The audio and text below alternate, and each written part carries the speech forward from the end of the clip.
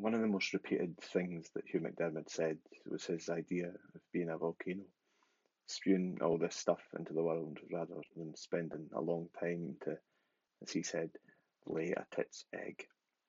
That strikes me, I think, as a bit of a slight on the work of birds, and it was through thinking about that I arrived at this poem about the very early morning.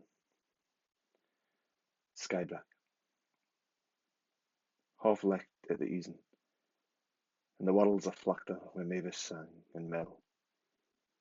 Weel I ken they're fecking, flirting, but all my lugs can mak out as the water o' a hunter burns, rankling with ourselves, to join their twined siller with the first foot by, and the mar ayont it. It's drook it deep, sae unbekend and alkine as the one that lift. For, glowering abune us, the rousty stour o' Jove seems mair nor less the spreckle o' an ox ewe's egg.